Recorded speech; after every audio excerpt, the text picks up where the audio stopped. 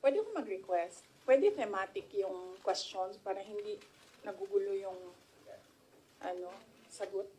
So kung doon tayo sa example, nandun tayo sa House of Representatives na committee hearing, lahat ng tanong ubusin mo na. Yes po. Sige, thank you, Jay. Yes, oo, para oo. Mahirap kasi magpabalik-balik ng So we can pag-iisip. Can we start? Okay. Ay, actually, wala. Oo. Sa inyo lang, question and answer lang tayo. First question, Marisol Abdurrahman, GMA News. Mike, please. Mike. Kukulang ako, ma'am, ha? Kasi Yes, para hindi ko okay. matakpan yung camera. Ngayon po yung last day of deliberations sa budget, although they're still hoping na magpapakita po kayo. If first come to worst na talagang mapako na po sa 733 million lang po ang ma-approve, what can the OVP do with that budget, ma'am? We will see. Sinabi ko naman na noon, no, yung rason kung bakit hindi na kami mag-participate sa budget deliberations ng Office of the Vice President dyan sa House of Representatives. Dahil nga sinabi ko na dalawang tao lang naman yung nagde-decide dyan, Congressman Zaldico and Congressman Martin Romualdez. At sinabi ko din yung proof ko kung bakit sila lang dalawa. And may paper trail yung sinabi ko against them. Sa 700 million, we will see kung ano yung maiwan, and then we will work around that budget of the Office of the Vice President. Pero definitely, tutuloy pa rin yung trabaho, anuman ang budget ng Office of the Vice President. But then again, ma'am, hindi pa naman po yung final kasi di ba, ma'am, meron pang sa Senate. So, hahabulin nyo ba, ma'am, sa Senate? Kayo ba ay magpapakita na doon during the deliberation? Yes, meron. Nag-aantay kami ng schedule galing sa Senate for the plenary budget hearing ng Office of the Vice President. So, a-attend kami dun. Pero wala na kaming expectation na mahabol pa yan. Kasi nga, sinabi ko doon sa interview ko, pagdating sa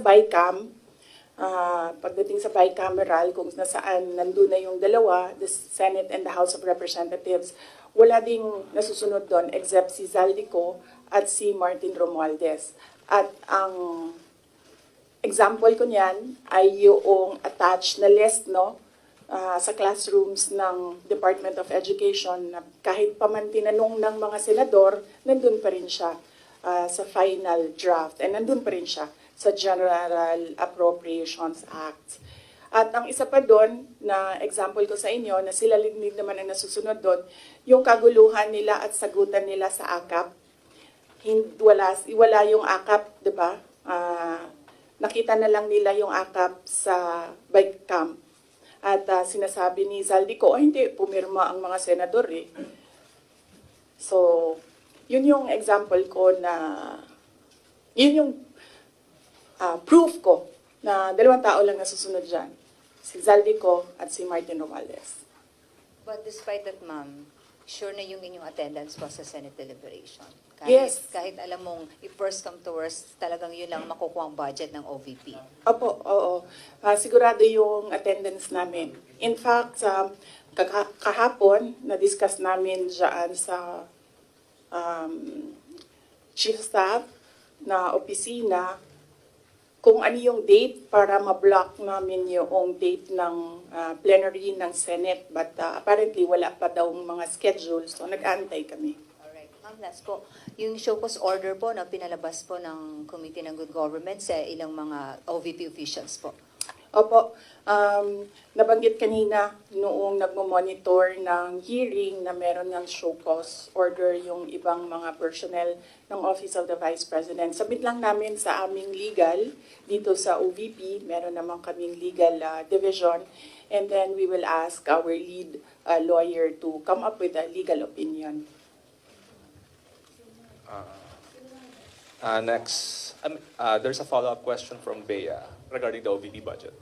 Hi ma'am, good afternoon po. Bea Peniza from Bombo Radio po. May I ask po ma'am, given the budget nga po na 700 million, napatak po tayo sa mga ganong digits, sa paglilibot nyo din po kasi sa mga lalawigan, ano po yung mga urgent matters or urgent concerns na napapansin nyo na kailangan talaga ng mga sambayan ng Pilipino? And paano nyo po ito mafu-fulfill given that budget po?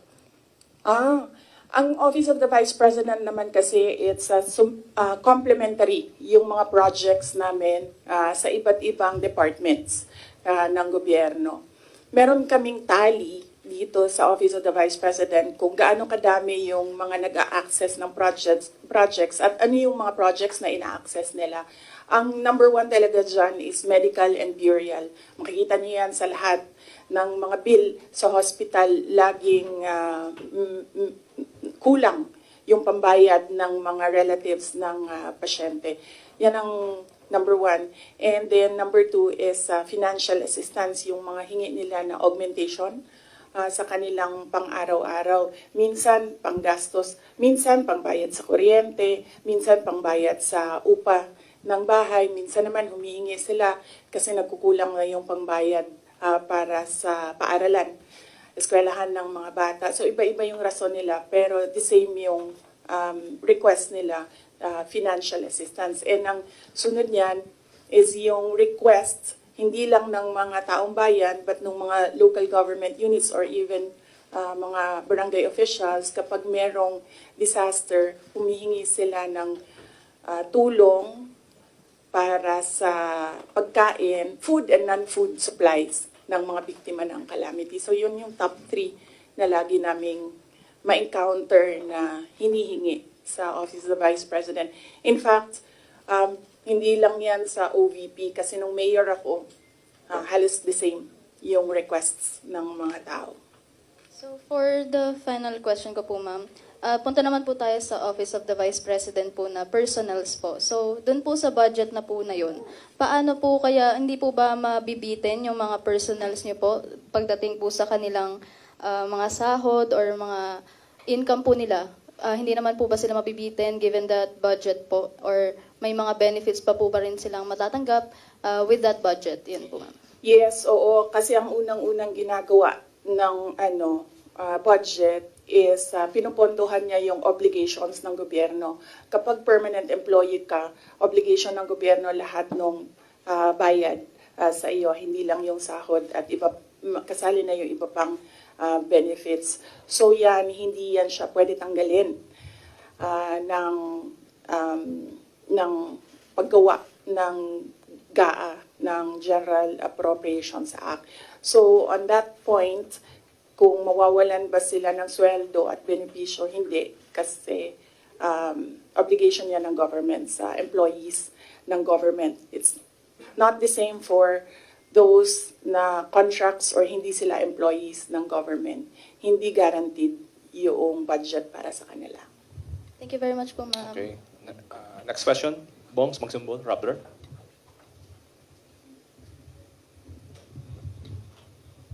Good afternoon, VP. Yes. VP, as we're speaking right now po, merong ongoing House probe. Actually, minutes ago, former Undersecretary Gloria Mercado says you gave her envelopes containing 50,000 each from February to September 2023 when she was with HOPE or the Health Orchestrate Positive Learning. A DepEd project, she believes it could be to influence her decision as HOPE. Your response po? Dapat siguro kung mag-akusa siya ng ganyan, dapat may papel siya. Tulad ng ako, pag inaakusahan ako, pag sumasagot ako, binibigay ko yung papel. Gloria Mercado is a disgruntled former employee of the Department of Education. She was let go because of loss of trust and confidence sa Office of the Secretary.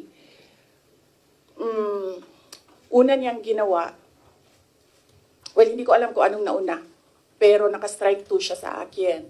Ang una niyang ginawa, nag-solicit siya ng 16 million pesos sa isang kumpanya on paper using my name without any authorization from the Department of Education. Bibigay ni JC sa inyo mamaya yung papel. Nakalagay dun. Pangalawa, noong nag-school visit ako sa Cebu, merong lumapit sa akin na teacher. Sabi niya sa akin, Inday Sara, masakit sa loob namin na mga teachers kami na nasa field. Tapos merong humahawak ng teacher items na wala dito sa aming probinsya o wala dito sa aming region. So, pinakwento ko siya. Iyon naman yung purpose ng aking mga school visits, di ba, sa iba't ibang lugar naman sabi ko, one-on-one tayo, kwento mo lahat sa akin. And then it turned out, ang HR mismo ng Department of Education, our undersecretary, took a teacher item from Region 7, nilagay niya sa central office for a non-teaching task. Ginawa niyang executive assistant niya. Ang apelido nun, Villar. Meron niyang paper trail. So, nung bumalik ako sa central office, tinanong ko, totoo ba na meron tayong teacher item galing sa Region 7 na nandito sa atin? Totoo daw, nasa HR. HR pa mismo ang gumawa ng parang injustice sa teachers namin sa field. So, on that second point, hindi ko na pinalampas. Sinabihan na siya na there is loss of trust and confidence. And you should go. And then she said na, pwede bang mag-retirement na lang ako instead na paalisin ninyo ako. Kasi ang tagal ko na, matanda na ako. And then sinabihan siya, okay, sige.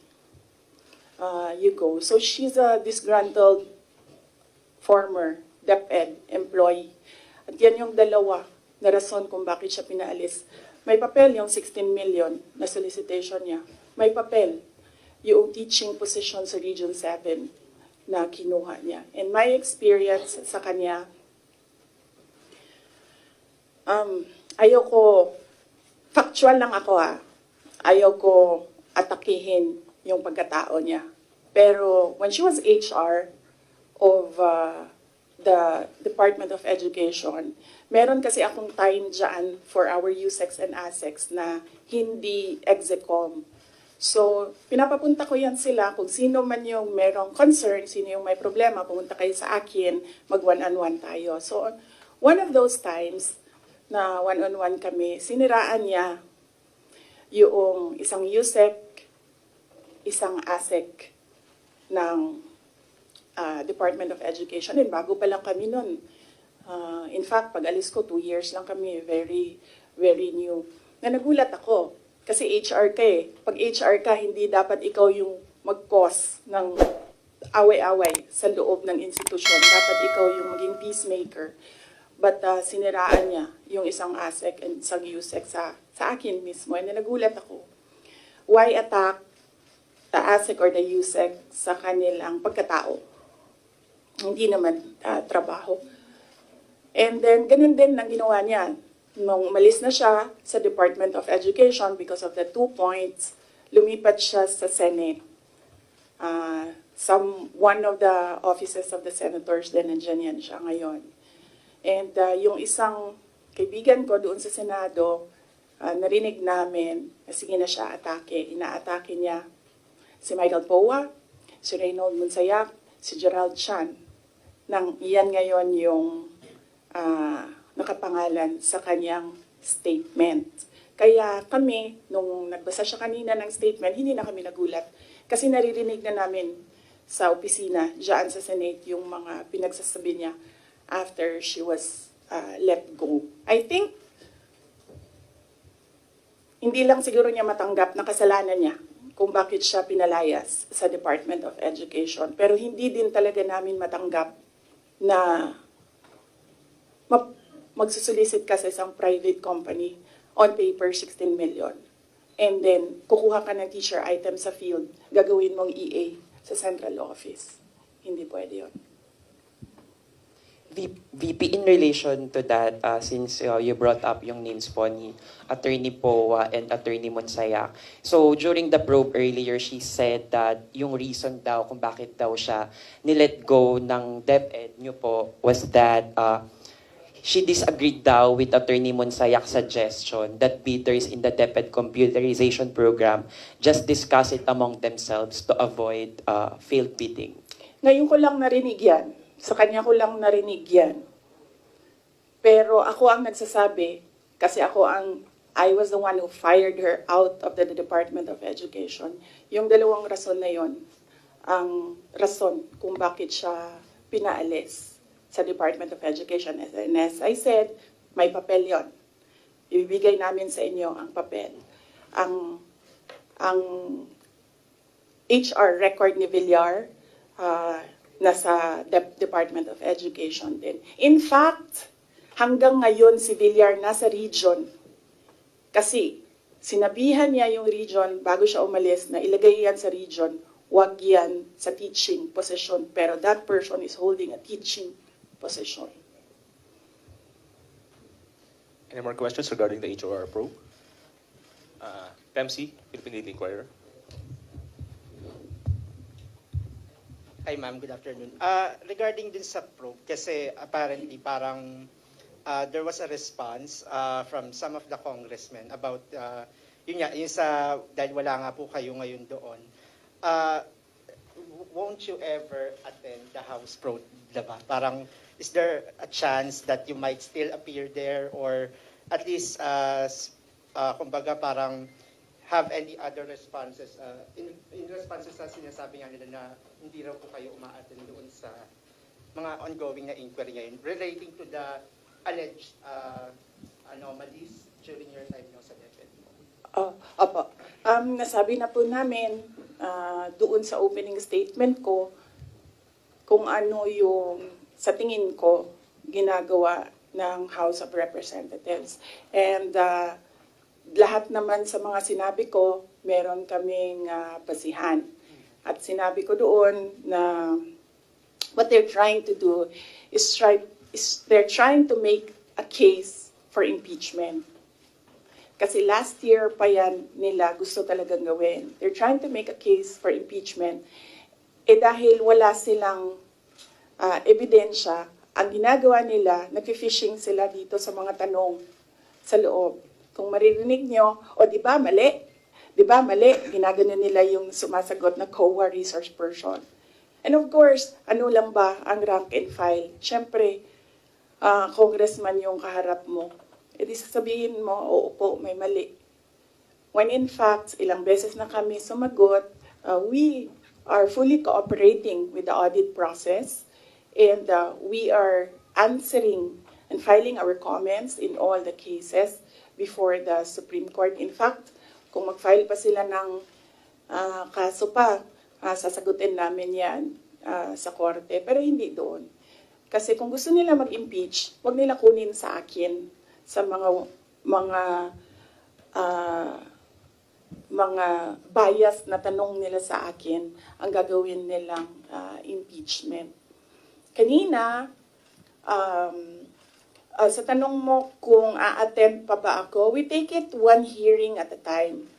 So, when we receive an invitation, we study, una-una, pinapadala siya sa legal, pinag-aaralan namin, dinidiscuss namin dito sa opisina with the personnel.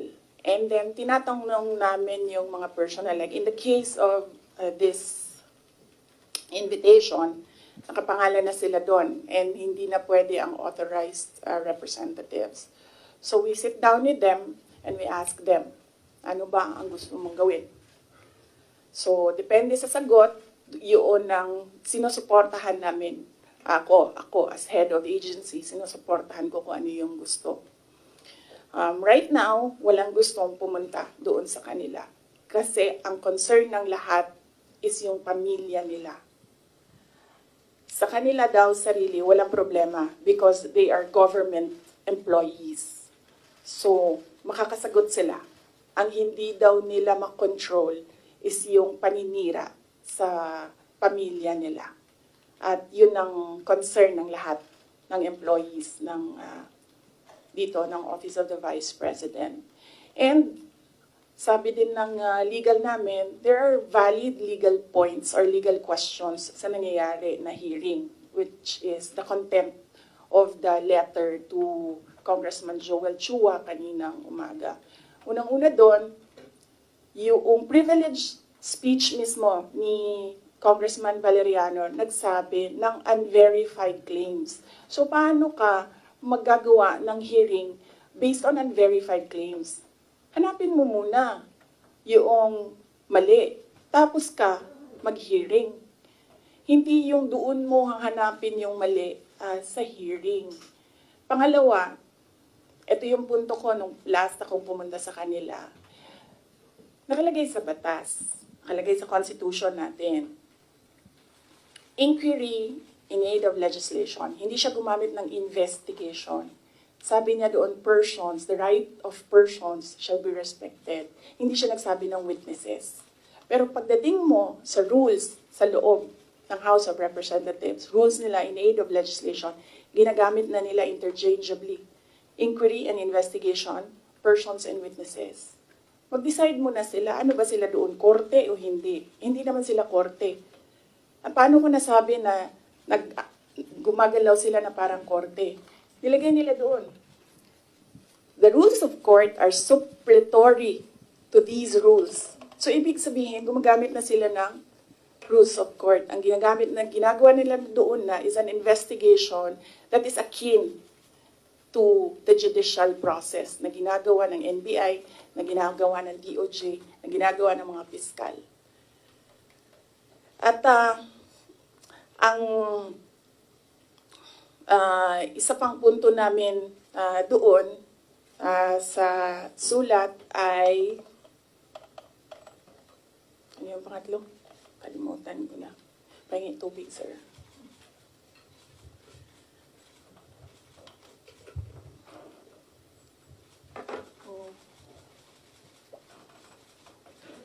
Okay.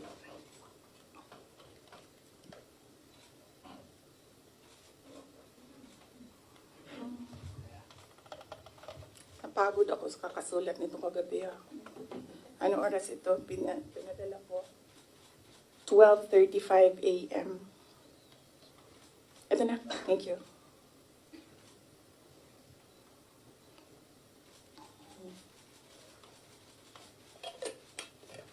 Yeah. Ito yung isang punto ko dyan. Nakalagay doon sa Constitution. The rights of persons appearing therein or affected thereby shall be respected. Nakalagay doon.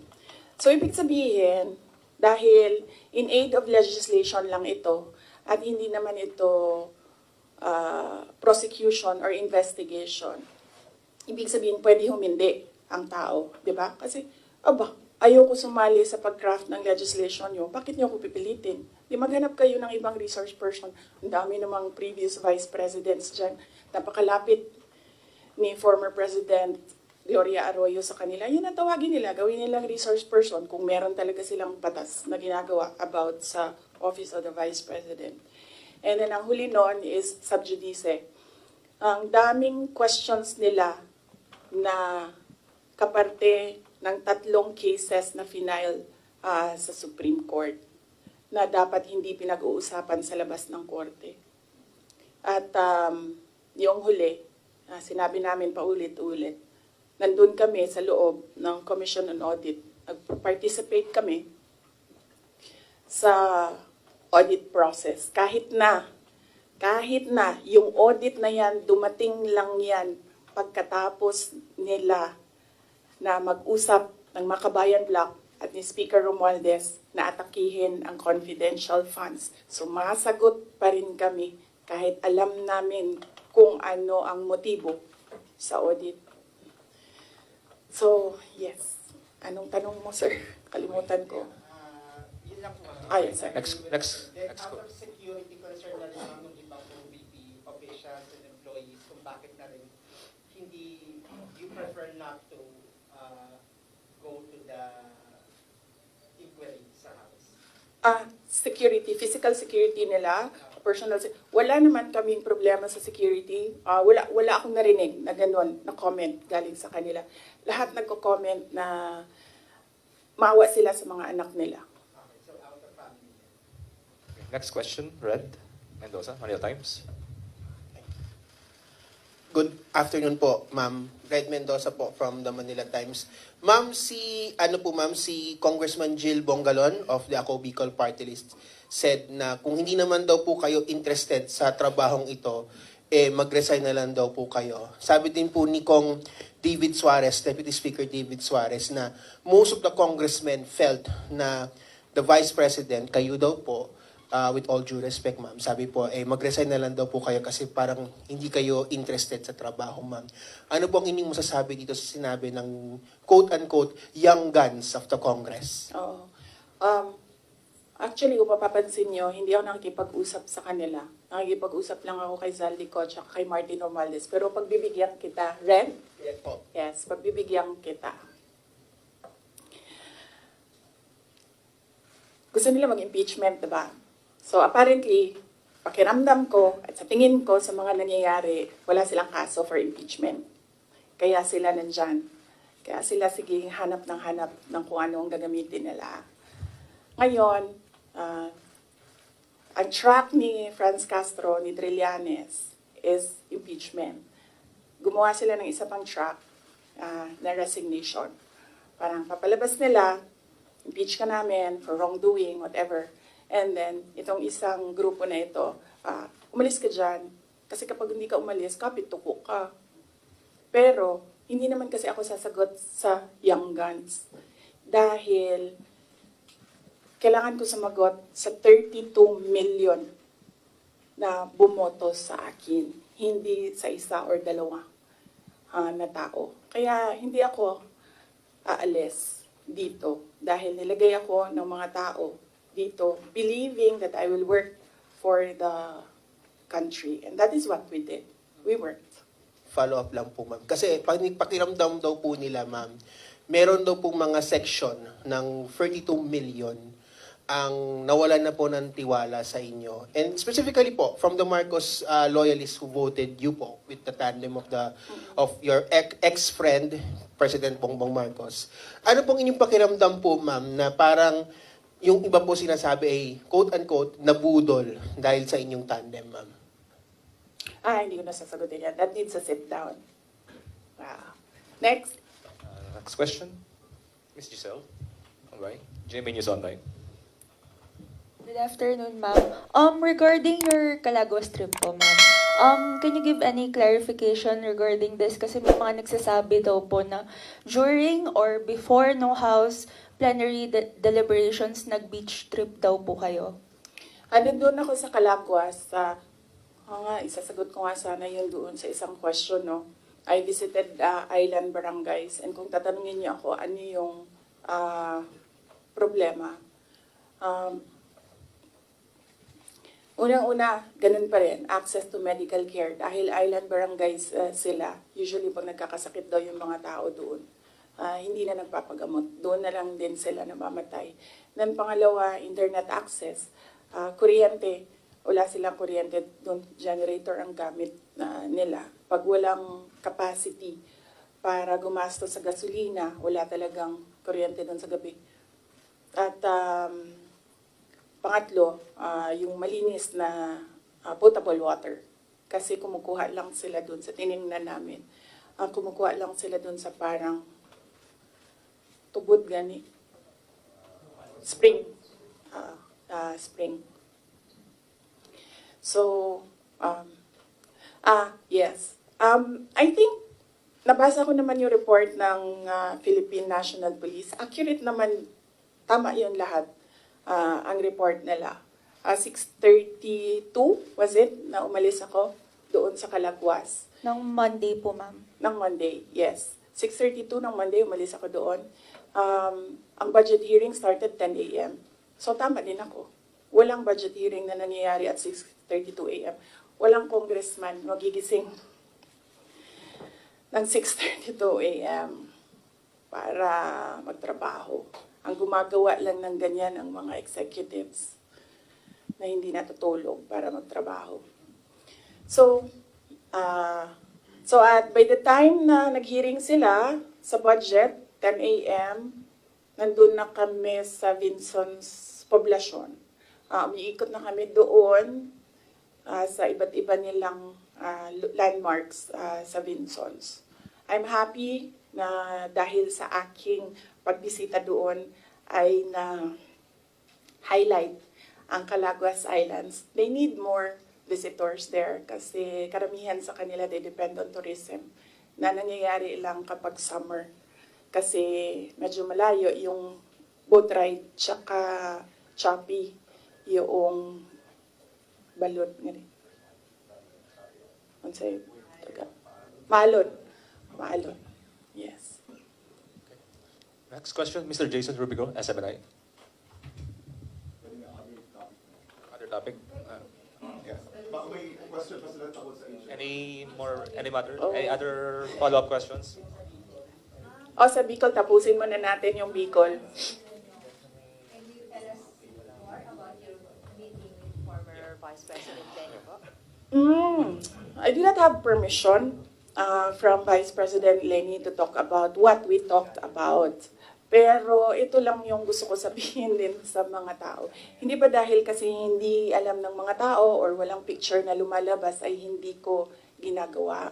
Isa sa mga tasks na nilista para sa akin dito sa Office of the Vice President is to visit former Vice Presidents doon sa mga residences nila. Ang una kong nabisita, syempre, hindi alam ng mga tao kasi wala namang lumabas na picture, but mag-excuse lang ako sa family. Binisita ko si former Chafisto Gingona, former Vice President Chafisto Gingona sa bahay nila. So I was welcomed there by the family. Nakausap din kami ni Sir. And then, next was former Vice President Erap Estrada. Binisita ko din sa bahay niya. Anong purpose ng pagbibisita ko? Nagpapakilala ako sa kanila. Nagsasabi ako na ako yung Vice President. At sinasabihan namin sila as former Vice Presidents, we owe it to them na kung may kailangan sila, susuportahan namin sila, yung opisina ng OVP. And we invite them to lend us memorabilia para sa Office of the Vice President Museum. So binisita ko si former President Erap Estrada sa bahay niya. Binisita ko si former Vice President Gloria Macapagal Arroyo sa bahay niya. And then ngayon, I had the opportunity to visit Vice President Robredo sa bahay niya. So dalawa na lang, and I still have 4 years to go. Dalawa na lang ang hindi ko pa nabibisita sa bahay nila. Si former VP Binay and former VP De Castro. Follow-up? Yes, yes. Jason. Ma'am, yung comment niyo po doon sa sinabi po ni spokesperson ni Vice President Lenny na si Sir Barry, na feel nila nagamit po sila, nagamit po ninyo sila. Hindi ko na sasagutin si Barry. Kung meron akong sasagutin, dito lang ako sa taas. Si Vice President Lenny, or si President Marcos, or si Zaldico, or si Martin Romualdez. Yan. For clarification, ma'am, yung meeting with Vice President Lenny, was it planned po or hindi planado yung pagpunta po natin doon? Di ko na sasagutin yung details kasi I understand hindi din nagsasabi ng detalye si VP Len. Pero i-confirm ko na nandun ako sa bahay niya. Follow-up. Madam C. Can you confirm that, the camp of former Vice President Lenny said na it was more on personal, nothing political naman daw. Can you confirm na it was more on personal conversation lang yung nangyari and nothing political? Siguro, no, as she's more senior than me kasi nauna siyang maging Vice President sa akin. Kung meron mang dapat magsalita, siguro dapat si Vice President Lenny yun kasi bahay niya yun and siya yung binisita. So, napaka-assuming ko naman kung ako yung magkukwento, ako na nga yung bisita, ako pa yung madaldal. So, kung si Vice President Lenny Robredo ay walang sinasabi, respetuhin natin kung ano yung gusto niya. Pero Same answer yung kanina. Next question. Lance?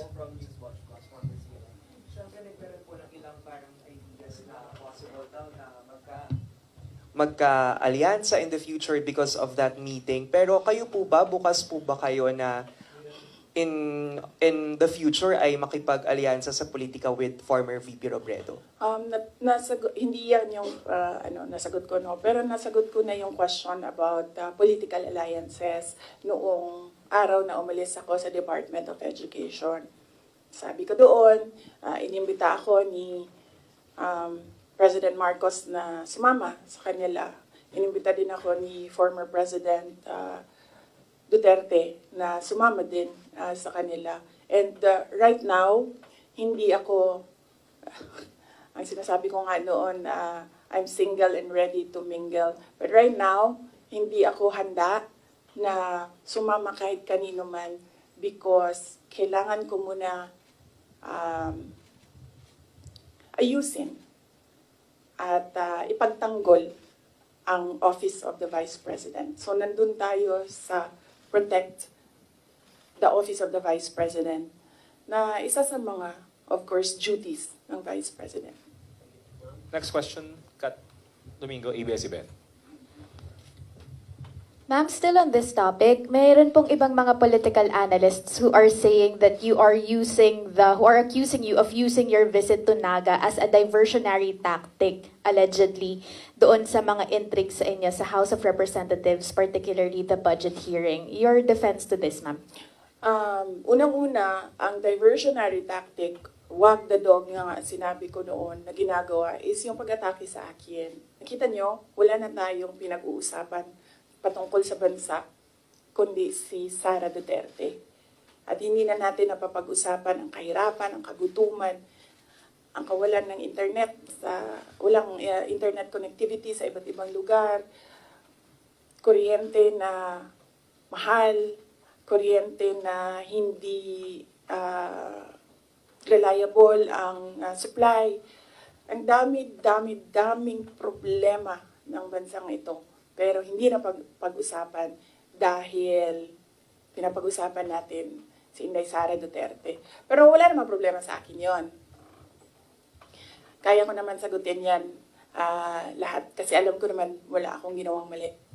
So kahit ano pang itapon nila, masasagot ko yan. So hindi ko na sila actually maintindihan. Pumupunta ako doon sa kanila, nagagalit sila. Pag pumupunta ako sa ibang lugar para kausapin ng mga tao, nagagalit sila.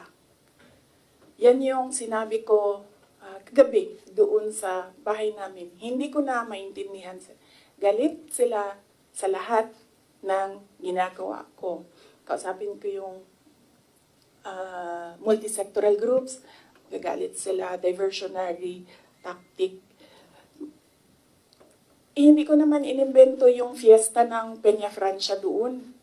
Talaga namang totoong merong centennial coronation mass ng Our Lady of Peña Francia. At inimbita ako doon. Sinabi ng kaibigan ko, gusto niyo bang, because this is a milestone, it is historical, gusto mo bang sumali sa misa para alam mo kung anong ginagawa ng mga locals at paano ano yung klase yung devotion ng mga tao sa ina. So sabi ko, oo. And then, syempre, may kaibigan naman ako sa Naga. May mga kaibigan ako sa Naga. So binisita ko sila. Kasama nung aking pagpunta doon. And syempre, nandoon na kami. Malapit na ang daet. Sabi ko sa mga kaibigan ko sa daet, magkita tayo. And then pagdating ko ng Vinsons, pumunta si Mayor sa akin, sabi niya, meron kaming Takbuan Festival na nangyayari ngayong week na ito, doon sa kanila, Takbuan Festival. Apparently, ito yung festival ng birthday ni Wenceslao Vinsons. So, masaya ako na nagkadugtong-dugtong yung mga schedule na kung saan meron akong mga natutunan at meron akong mga nakausap ng mga tao. Ang hindi ko lang nagawa doon, hinabol ko, inattempt ko habulin yung OVP Satellite Office sa Legazpi. Kasi meron kaming mga concerns na gusto ko kausapin sila doon. Pero pagdating ko kasi sa Legazpi, 5:30, nagsarado na yung opisina. Ayoko rin naman mag-antay yung mga tao. So, hindi ko naabutan yon. Yun ang hindi ko nagawa sa itinerary ko doon sa Bicol region. So, hindi ko na alam. Galit sila kung makipag-usap ako sa tao. Galit sila pag pumunta ako doon sa kanila. Hindi ko na rin alam. Kailangan ko ba magpaalam? Kakain na ako? Aalis na ako? Hindi ko na sila maintindihan. So, kailangan ko rin siguro magpaalam sa kanila kasi pupunta akong Cordillera sa susunod na mga araw para lang malaman na nila. Pupunta po ako sa Cordillera kasi merong isang senior citizen na babae doon na naghahanap sa akin. Gusto daw niya ako kausapin. So, magpapaalam po sa inyong lahat. Follow up. Other topic? Follow up because red. Ma'am, confirm lang po ma'am kasi may isang online news website, Politico. Paki-confirm lang po to if it's true or not. Si Rex Anthony Villegas daw po, yung sinasabi po ba ninyong kaibigan?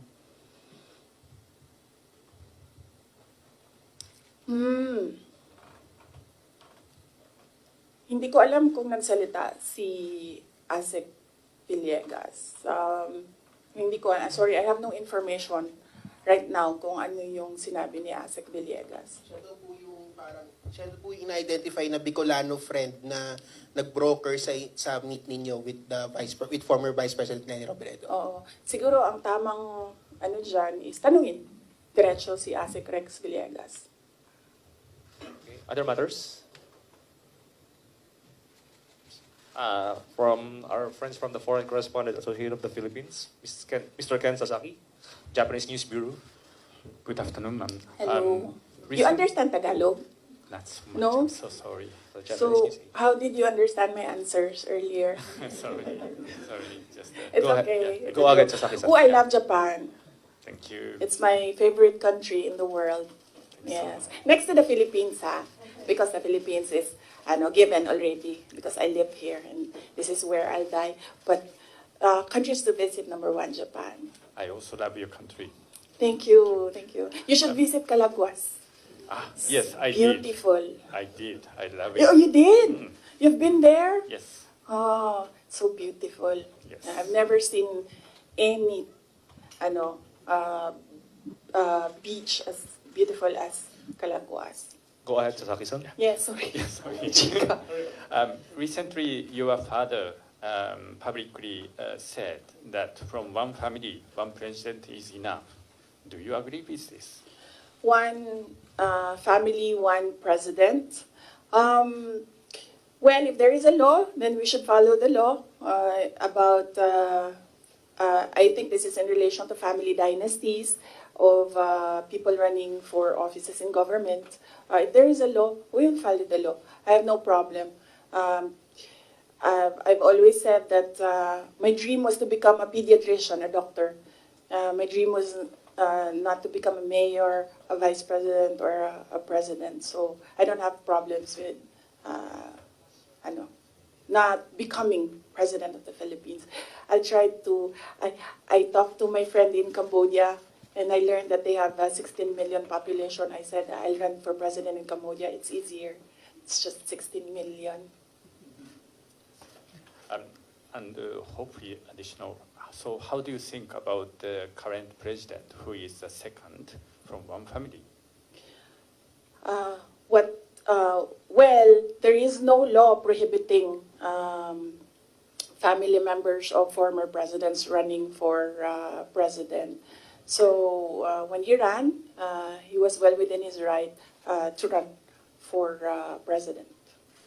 Thank you. Thank you. Next question. Soleh. Thank you, sorry, we have asked this to you a lot of times and we will be asking ask you this again. Kasi kagabi lang may sinabi doon si former Senator Trillanes ng articles of impeachment.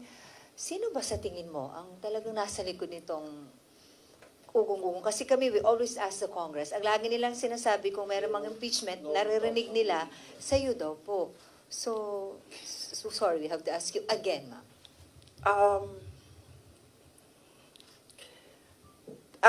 Kinote ko naman na si Representative Castro, di ba? Sa kanya nagsimula yan. I-quote ko ulit para, Who's really behind it? meron akong mga notes ng quotes dito eh.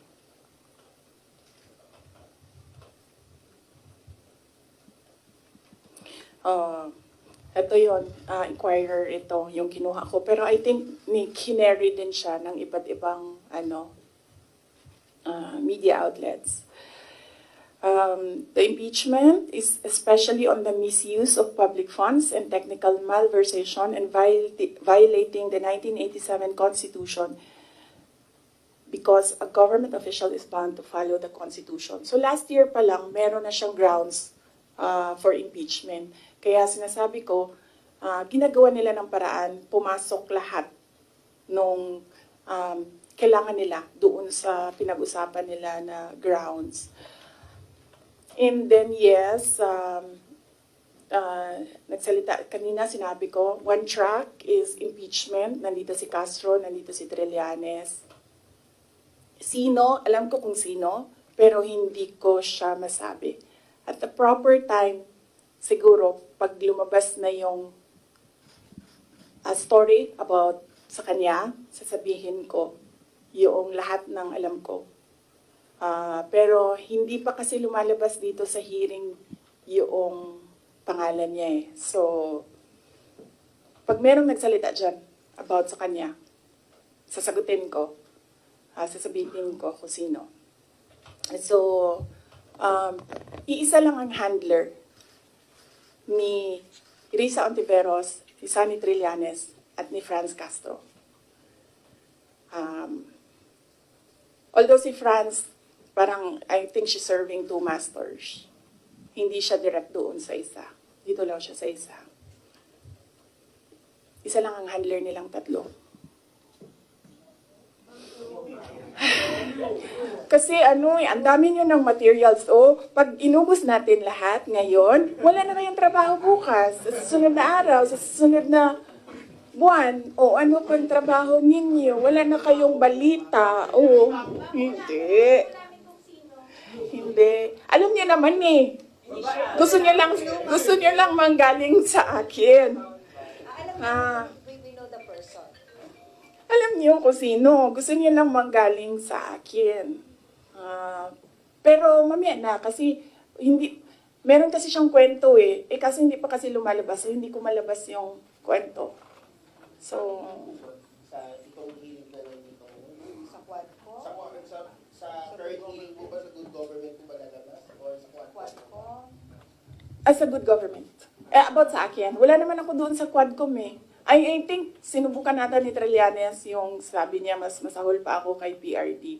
Kasi hindi niya ata ma-prove. So, tinigilan niya ako doon sa EJK. So may ina-expect kayo, ma'am, na information against sa'yo doon sa good government na hearing? Ano daw? Sorry. So meron kayong, yung hinihintay nyo na kwento, may na-expect kayo doon na kwento sa good government na hearing about sa'yo, ma'am? Hindi about sa akin, about sa kanya. Okay. I mean, yes, about sa akin. Pero, Coming from him? Gearing towards him. Related sa kanya. May video pa yun eh. Any follow-up, Kat? Tapos sabi nila, ako daw yung hindi mapagkatiwalaan. Hindi nga lumalabas yung video. Wala nga nakakaalam ng video eh. Ako lang. Video, ma'am. Ma'am, anong video, ma'am? Basta. Ma'am, anong video po yun, ma'am? Ay, pag sinabi ko yung gender, alam niyo na kagad kung sino eh. Anong video, ma'am? Alam niya naman, di ba? Gusto niyo lang talaga manggaling sa Ma'am, no, akin. hindi po. JC, alam mo. No, we don't know. Antayin natin. Mahaba kasi yung kwento sa kanya.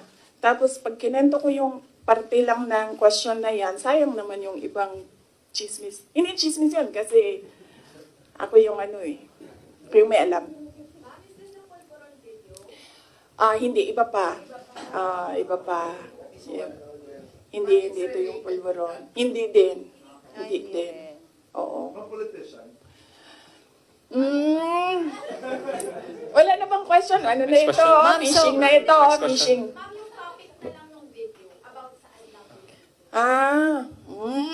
Next question, Kat. Maraming salamat. Magandang Next question, hapon. Jason. So, sa tingin mo ba, VP, instead yung sinasabi nilang, sorry, JC, sorry.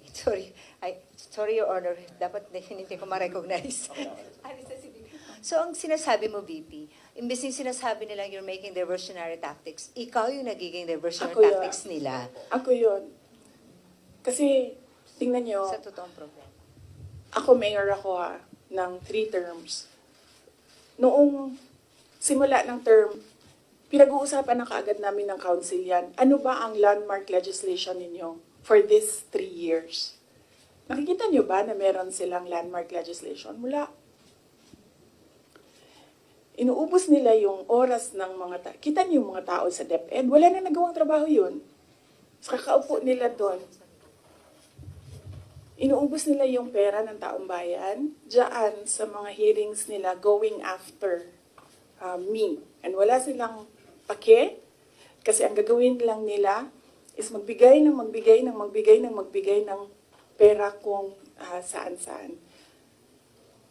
Kasi wala naman kasing projects na masasabi natin.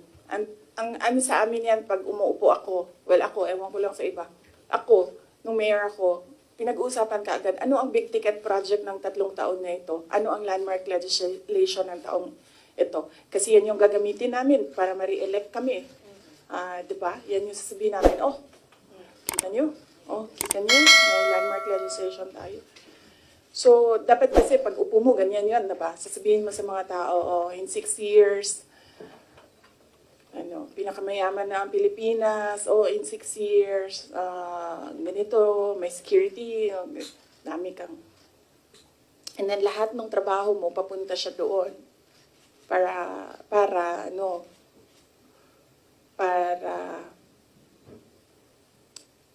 pag-alis mo, nakikita ng mga tao yung trabaho for the past 6 years.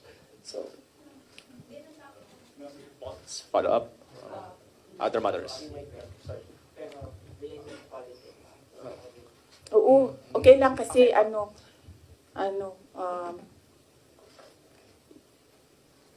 inano nyo yung traffic para pumunta dito. So, kunin nyo Sige na po, lahat. thank you, Kunin nyo ma'am. na lahat ng mga kailangan ninyo. Ma'am. Wag lang about siya. Okay. Okay. Pangalanan natin siya.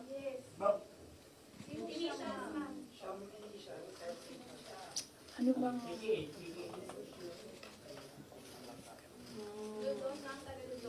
Wala pa akong... Actually, wala akong code name para sa kanya eh. Sinasabi ko diretso yung pangalan niya pag ginalibak na ko siya. Okay. Ma'am, Yes. COC filing na po next week. Will you be endorsing like senators? Or may Senate slate po ba kayo? Sa ngayon, wala. Wala akong Senate slate, wala akong senators. Kasi nga sabi ko, nakatutok kami defending the office of the Vice President. I feel that that is my primary duty right now, to defend the office. So, nakatutok lahat ng effort ko doon. Pero, we'll see. Malayo pa naman kasi yung kampanya. Sa February pa siya magsisimula. So, tingnan natin, baka pagdating noong February, medyo maluwang na and pwede na mangampanya. Mrs. Shell. Last. Pwede ba? Sorry, when you agreed to run with President Marcos in 2022, did you ever imagine yourself being at the center of controversies and even impeachment rumors less than halfway into your term? Kasali yan sa sit down. Next na yan. Yes, ma'am. Mrs. Shell, follow up. Sorry. Last time. Ma'am, you previously said po na 3 Dutertes will be running for the Senate. Magtutuloy po ba kaya ito? Naku, hindi ko alam. Basta naririnig ko lang siya sa mga grupo nila, mga tao na nakapalibot sa kanila na tatakbo daw, naghahanda, tumakbo. Hindi ko lang alam kung sasabay-sabay silang tatlo. Pero if ever, ma'am, you'll be supporting them po. Yes, of course. Nandito ako para sa kanila. In fact, nagtanong na ako sa kapatid ko sa Slate doon sa Davao City, pati yung mga konsehal, tinanong ko sila. Sabi ko, meron ba akong matutulong sa inyo? And then they all said na, wag ka nang tumulong dito, kami nang bahala. Naiintindihan namin na mas marami kang problema kaysa sa amin doon, dito sa Davao City. So, okay lang sa amin. Okay lang kami. Yan yung sagot nila doon. Sorry, ma'am. PDP has allied with 3 parties. Ang HNP po ba ready to ally with the PDP?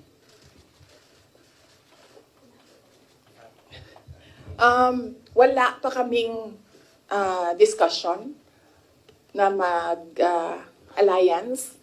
with PDP. But hindi ko alam kung bakit gusto pa nilang makipag-alyansa sa amin. Dalawa lang kami doon na sa partido. Ako tsaka si Mayor Aldavid Uy ng Samal. Kami na lang dalawa na nandoon sa partido. Sa HNP, yes. Last question, Kat Domingo. Ma'am, you had a family dinner, I think, or lunch. Complete family. May photo po. PRRD, your mom, Mayor Baste, Congressman Pulong, and you, I think, in Davao City. What was discussed there politically? Ano rin po yung advice sa inyo ni PRRD when it comes to defending the office of the Vice President right now? And thirdly, meron po bang mga humihingi ng endorsement niyo for the 2025 midterm elections? Okay. Meron bang humingi ng endorsement? Wala naman for the 2025 midterm elections. Ano ang advice ni PRD in defending? PRD, talaga, iniisip niyo, magbibigay ng advice yun. Yan, sasabihin lang nun, sapakin mo na yan, suntukin mo na yan, sunugin mo na yan. Ganun lang. PRD is a jarhead, no? Alam naman natin lahat yan. So, kung pupunta kay PRD, ang may expect mo doon ay galit, sigaw, at volcano eruption, ganyan. Ganyan. So wala. Wala siyang advice defending the office of the Vice President. Ano pa ba yun? Nag-discuss ba kami ng political? Wala kasi matagal yung discussion about family. Nag-rundown kasi sila isa-isa sa apo. Yung mag-asawa. Or mag-ex. Sorry sa mga girlfriends. Nag-rundown sila sa mga apo. So, inisa-isa nila from the eldest apo, anong nangyayari, anong ginagawa, and then sunod na apo. So, lahat ng parent sumasagot.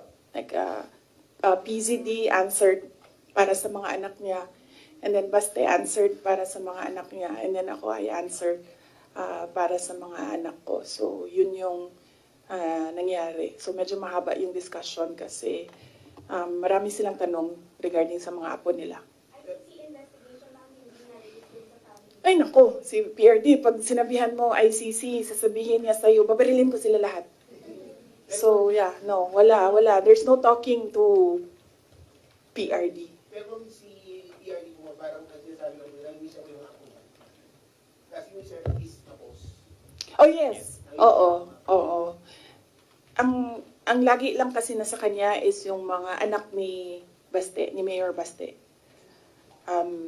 Yung mga anak namin ni PZD, wala kasi sa Davao, so hindi nakikita. Nakikita lang niya pag break, at saka yung mga ganyan, pag merong occasions like Christmas, birthdays. So, still parang nasa puso pa rin yung mga apo niya. I think mas nasa puso niya yung mga apo niya kaysa sa mga anak niya. Okay? Are you guys satisfied? Thank you.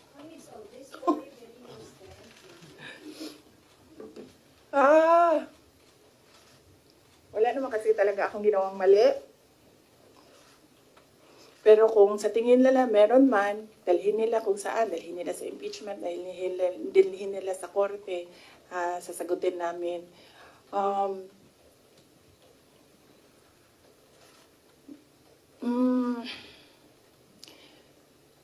Yun. Kaya ako very casual kasi masasagot ko kasi lahat ng sasabihin nila. Minsan lang, hindi ako nagsasalita. Kaya mukha siyang walang sagot. Kasi minsan, ayoko na rin magsalita kasi nakakapagod na sila. Nakakapagod yung galit nila actually. Yun yung nakakapagod. Pero kung meron kayong kaaway, maasahan ako. Tawagin ninyo ako. Basta away, maasahan talaga ako. Thank you.